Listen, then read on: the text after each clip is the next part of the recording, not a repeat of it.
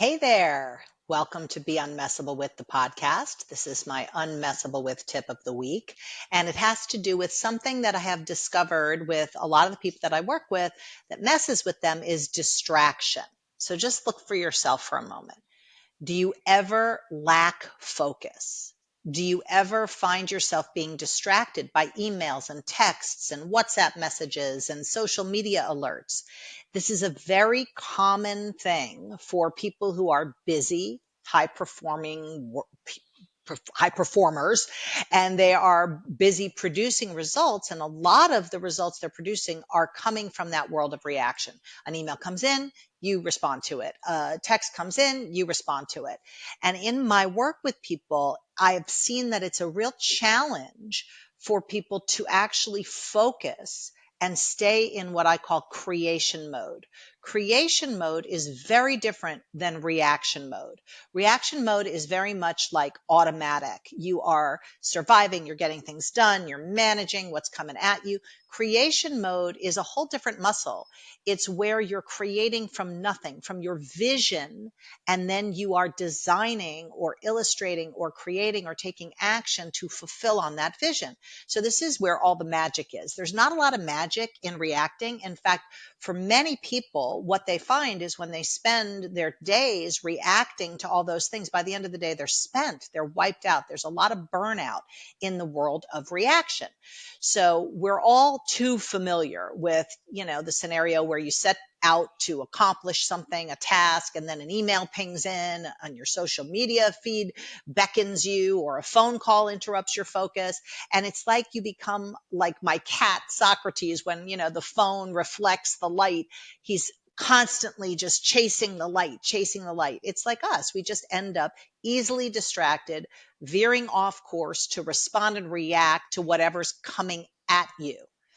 The ability to maintain focus on the actions you intend to accomplish during a specific time is a critical skill for anyone who is looking to elevate their performance in any area of your life. So if you look at it just from, let's say you're at the gym and you are focused on doing, reps. I mean, this analogy is definitely going to fall apart because I don't spend a lot of time at the gym, which my trainer will not be happy to hear. But if you're spending time doing, 20 reps of something, you're not in between taking emails and calls. And that would be antithetical to and counterproductive to what you're building, called that muscle. Or let's say you're a performer. This I can relate to. So I used to be a singer.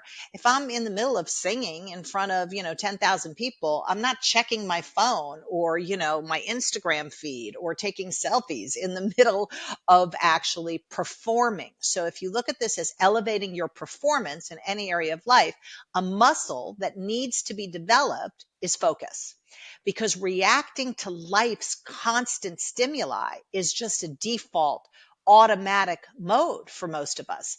But the move from reaction to creation really empowers you to become the author of your actions rather than simply reacting to external forces. So how do you do it? How do you transition from distraction to action? Because inside of the world of distraction, you're taking actions too. It's all just a reaction to an external stimuli. So how do you shift from the world of distraction actions to the world of created actions? Well, the beginning is it's got to start with you being clear about your vision or your purpose for any activity that you engage in. So whether it's writing a series of emails or working on some business plan or any task that you have at hand, cooking, whatever it is, having a clear vision of what you're aiming to achieve is really paramount. So for instance, if your task that you need to do or that you have written down to do is to write a series of emails for your email list, don't just see it as, oh, I got to write emails, Instead, envision the impact that you want those emails to have. What is the result you want to produce through these emails being received?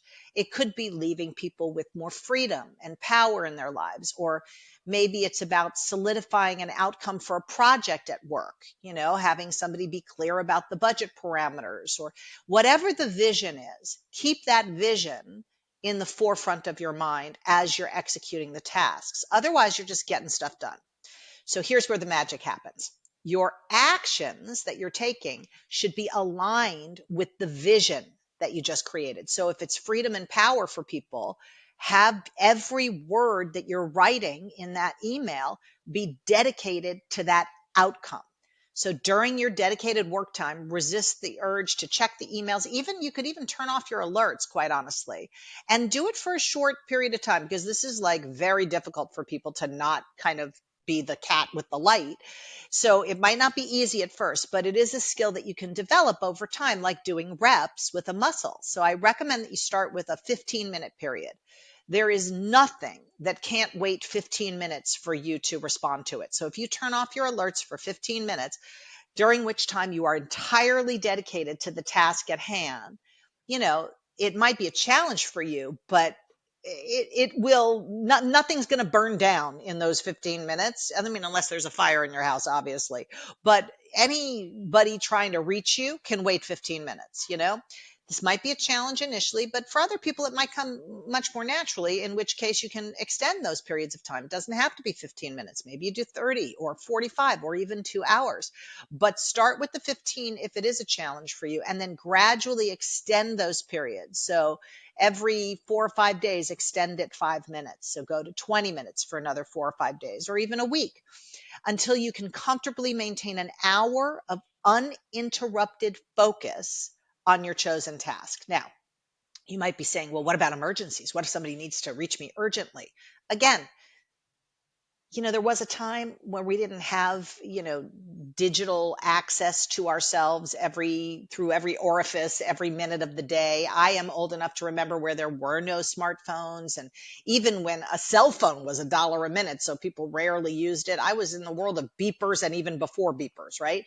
People can wait 15 minutes to get responded to. And if you're really, really concerned, like you have a small child at home, you have a babysitter needs to reach you, set up a special ringtone for that person, or a special alert on your computer for those emails. But I encourage you to practice moving from distraction kind of actions to created vision based actions in 15-minute chunks of time.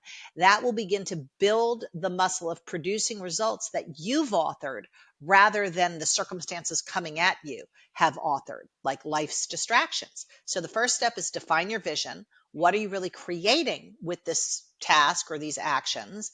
And then create dedicated work time. So start with the 15 minutes and then gradually increase it over time, and be focused completely on that task. Imagine you don't have a cell phone. You don't have the computer distractions. Actually, leave your cell phone in the other room. It won't kill you to leave it in the other room.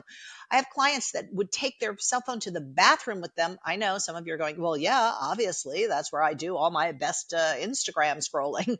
But try not having it there with you at every moment of the day. Leave the cell phone outside of your room when you go to sleep. Get a real alarm clock so you don't have to rely on your phone to wake you up. I promise you, some of this, detoxing from all the digital access that people have to you and that you have to the world will do you good for sure. So step 3, avoid those external distractions. Maybe set a timer for yourself or mute incoming calls, but stay committed for that period of time, the 15 or the 20 or the hour, whatever you're up to. And then step 4, make sure your actions are aligned with your vision. They're actually fulfilling on your vision, on your impact that you want to make with that action or that set of tasks, and gradually extend the focus periods. So that is an example of how you can move from distraction to created action and embrace the no distraction zone. But the only way to have a no distraction zone is if you create it, because life is not going to create a no distraction zone. Life is going to create distractions. So rather than being annoyed by them or distracted by them or at the effect of them or a leaf in the wind at the mercy of the distractions, try creating your actions consistent with your vision and setting aside specific creative time to focus. It's a very powerful muscle to develop. Let me know what you discover for yourself as you practice this, and we'll see you on the next episode of Be Unmessable With, the podcast.